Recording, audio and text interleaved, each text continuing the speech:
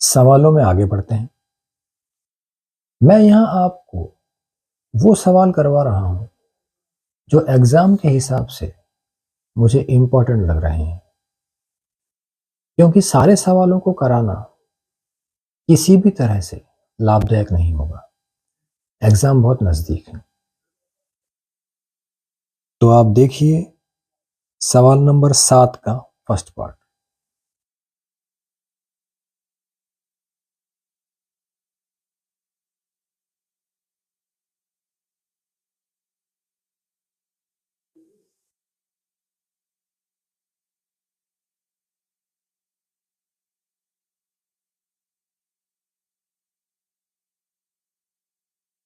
आपको गिवन है cot theta is equal to 7/8 और वैल्यू निकालनी है आपको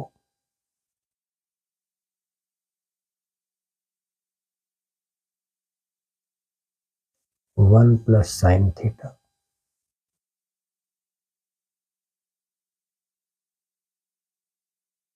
1 minus sine theta upon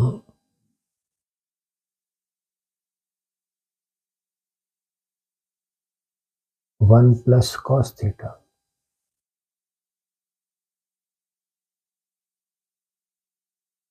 1 minus cos theta. देखने में ये सवाल आपको बहुत ही हार्ड लग रहा होगा, मगर एक सर्व समीकरण का यूज करके इसे हम बड़ी आसानी से हल कर सकते हैं।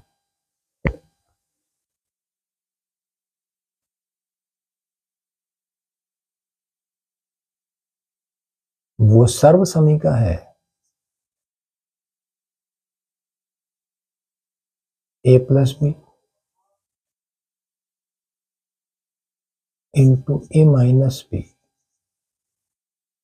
Is equal to A square minus B square.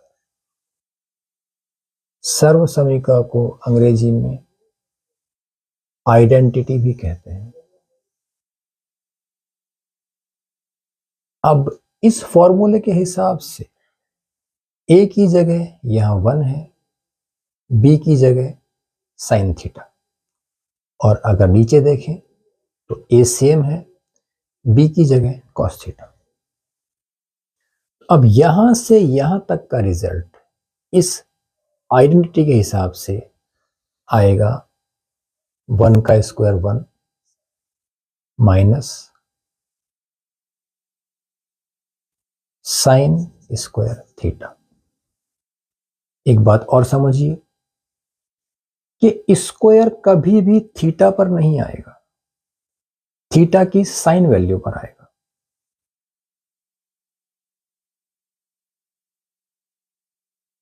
इसी तरह नीचे 1 माइनस कॉस स्क्वायर थीटा। अब आगे बढ़ते हैं। मैंने आपको सूत्रों में बताया था 1 minus sine square theta is equal to cos square theta, और 1 minus cos square theta is equal to sine square theta. हम सवाल में जो भी संक्रिया कर रहे हैं उसके बारे में साइड में बताते चलें, पूरे नंबर आते हैं। तो 1 माइनस साइन स्क्वायर थीटा की जगह हम लिखेंगे कॉस स्क्वायर थीटा, और 1 माइनस कॉस स्क्वायर थीटा की जगह लिखेंगे साइन स्क्वायर थीटा। अब आगे देखिए,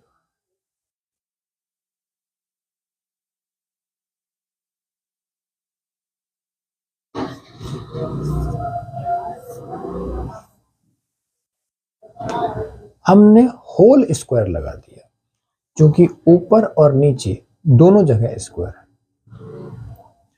अब हम वापस आते हैं सूत्रों पर।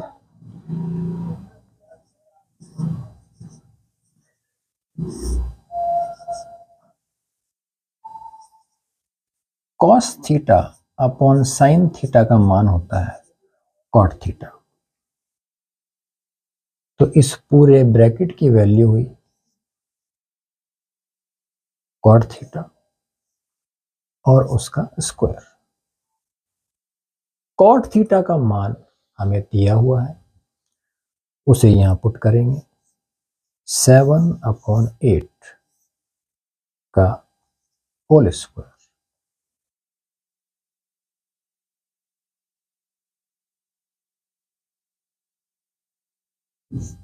7/7/8 is equal to 49/64। ये हुआ आपका आंसर। मैथ्स में सवाल करने के तरीके अलग अलग हो सकते हैं, मगर आंसर सेम ही आता है। अब एक और सवाल करते हैं।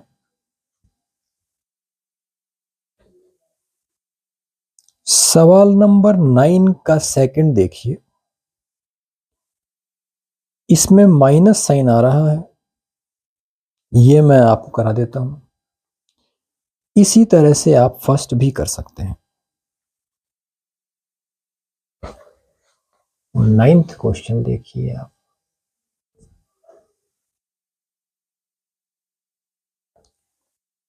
त्रिभुज ABC में जिसका कोण भी समकोण है, बनाते हैं।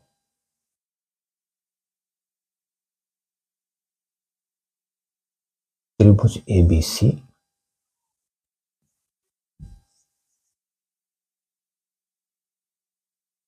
कोण भी समकोण।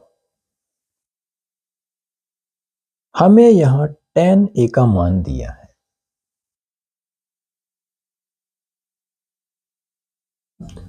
tan A is equal to 1/√3 और हमें मान ज्ञात करना है 9th का second. cos A cos C minus sin A sin C,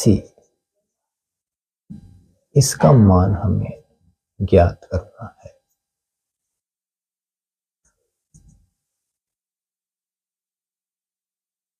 अब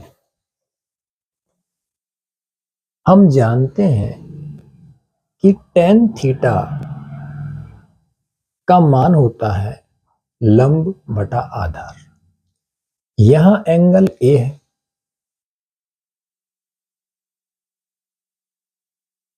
इस एंगल A के लिए लंब हुआ BC, ये 1 और आधार हुआ √3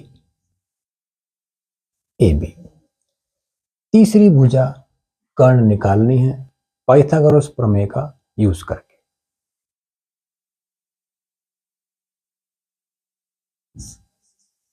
पहले हम इसे कर लेते हैं। tan A is equal to 1/√3।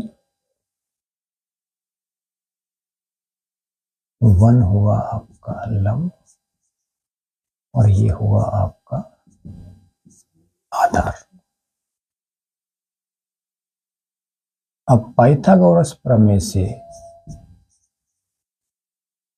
AC का वर्ग बराबर AB का वर्ग प्लस BC का वर्ग, ये एज इट इज। AB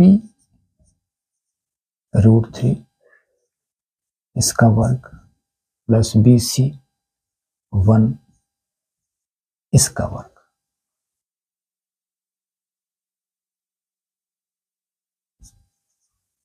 √3 का वर्ग 3 होगा इसको चाहें तो समझ सकते हैं।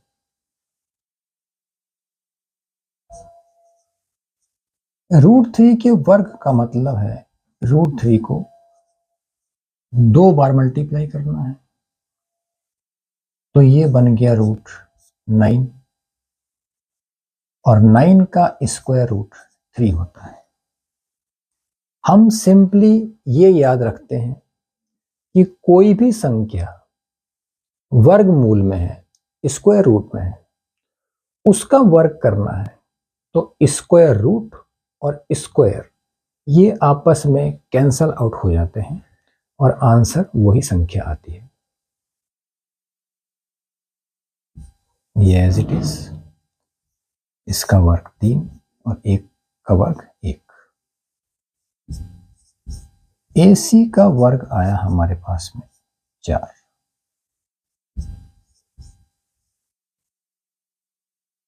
और 4 2 का वर्ग होता है, तो भुजा AC का मान आया 2।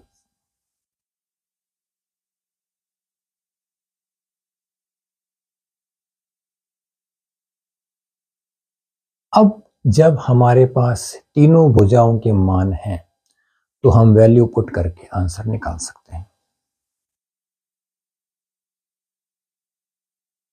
यहां कर लेते हैं।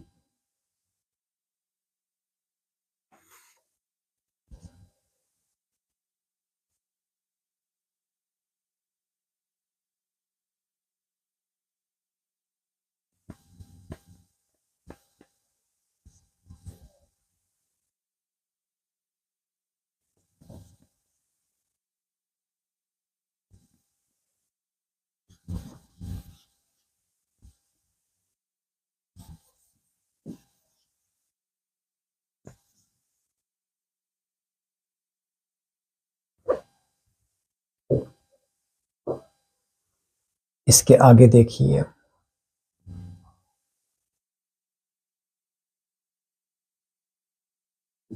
cos A cos C minus sin A sin C। cos A की वैल्यू आधार बटा कर्ण मीन्स √3/2।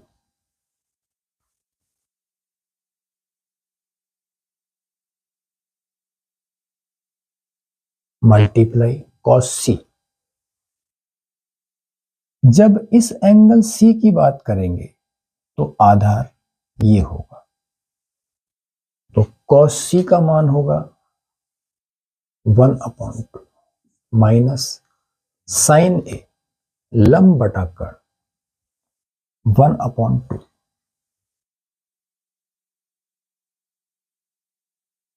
और sin C इस कोण के लिए √3/2।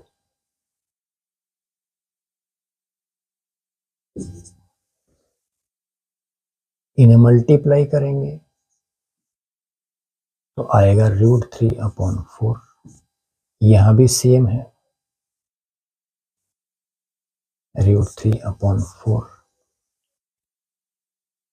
दोनों कैंसल आउट और आपका आंसर आएगा 0। तो ये हुए आपके 2 सवाल। मिलते हैं नेक्स्ट वीडियो में। Thank you.